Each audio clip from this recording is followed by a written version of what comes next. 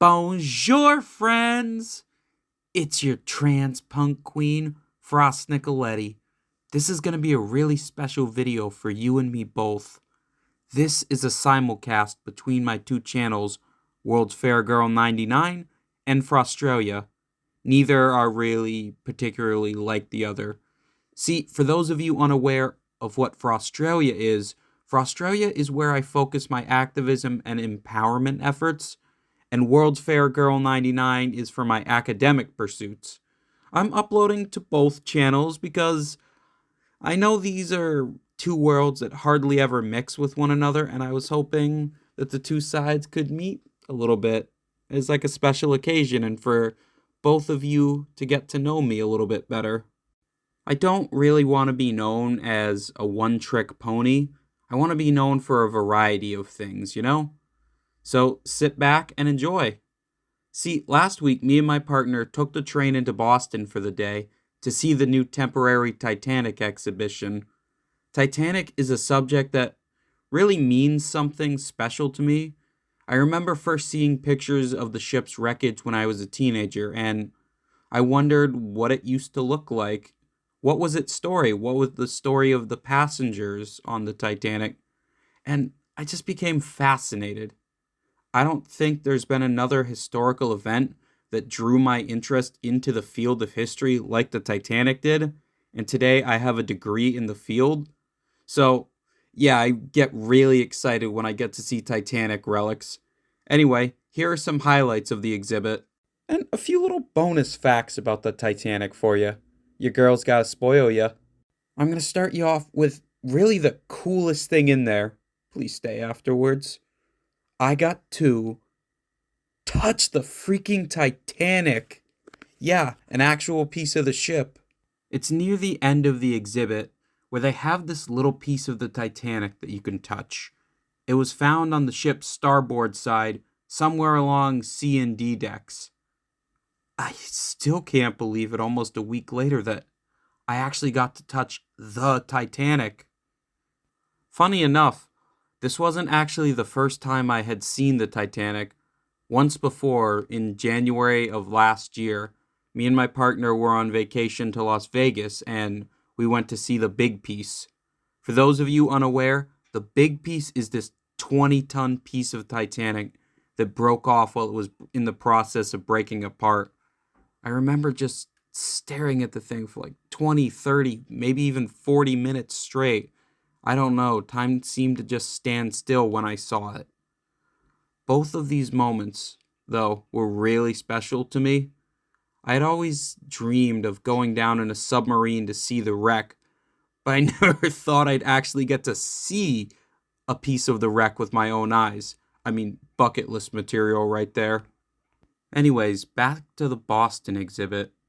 They had this super adorable replica of the grand staircase that you could take pictures in.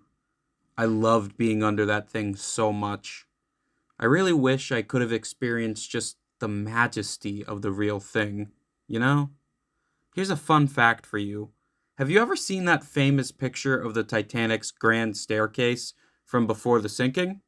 Well, that's not actually the Titanic's grand staircase you're looking at.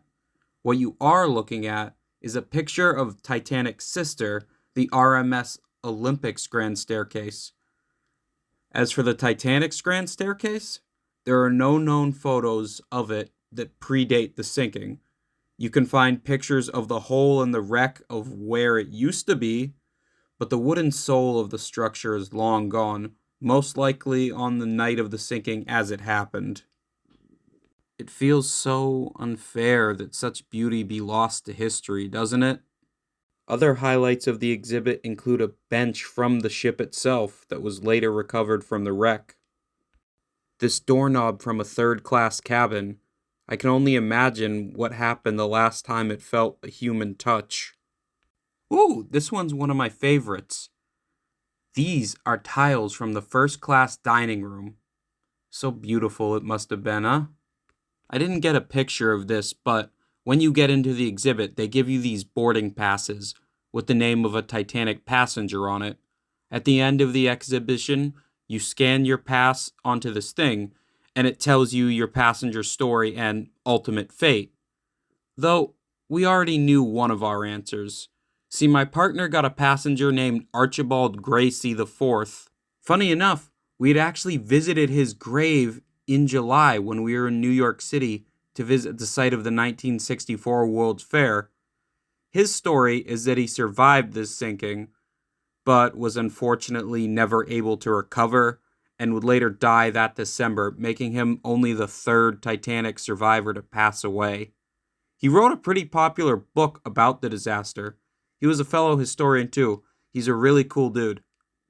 I also didn't end up taking a picture of it, but they also had a freshwater iceberg that you could touch to experience the same temperature the water was that night.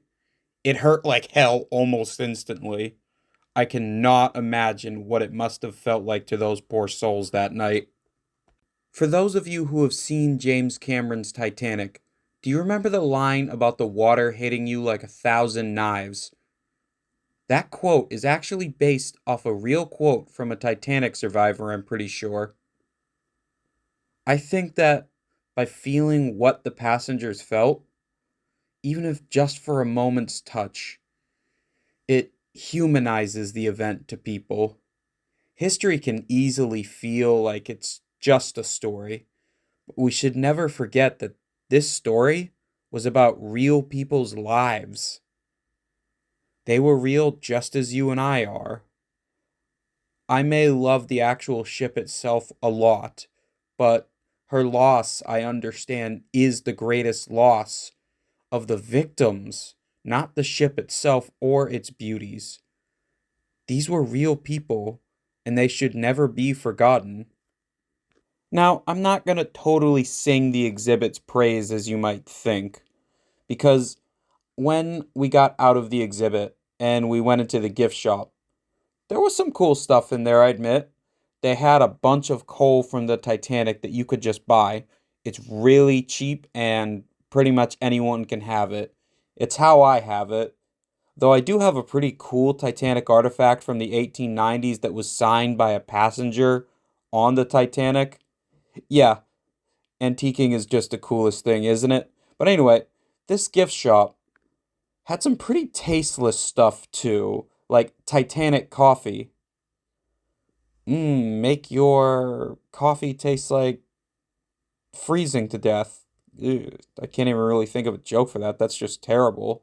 And it's like, uh, profits, huh? Profits over humanity. But that part I didn't like. But to erase the negative taste from your mouth as best I can after that little segment, I'll leave you off with this. What this thing did was launch Titanic's lifeboats into the water on the night of the sinking. Maybe if it wasn't for her, so many people wouldn't be here today. It was truly amazing to see her in person. While not exactly like how I felt when I saw the big piece, it was a very similar feeling. Just pure awe. During my visit to the exhibit, I was wearing something pretty special. This is a necklace made from coal recovered from the Titanic. I wear it on special Titanic history-related occasions, like when we were visiting the mausoleum of Isidore Straus earlier this year. If you're in New England, I really recommend you take the train into Boston, or drive into Boston, or fly into Boston. Just get into the city and see the exhibition for yourself. Time is limited. It's only open till February. Oh, if you're going to be in Massachusetts, you should also check out this really cool little Titanic museum in the Springfield area in the back of this greeting card shop.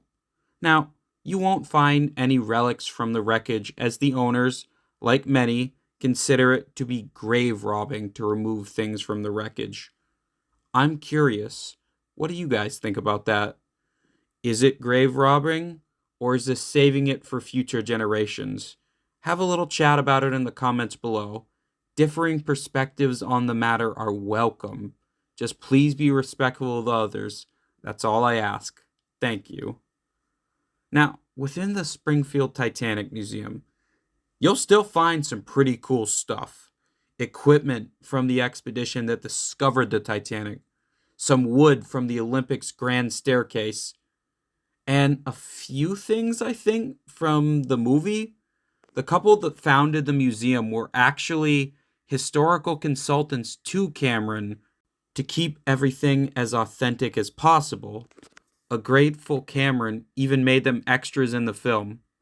That's all for now. Make sure to subscribe to Frostralia and World's Fair Girl 99 for plenty more me. This is your trans punk queen signing off. See you later.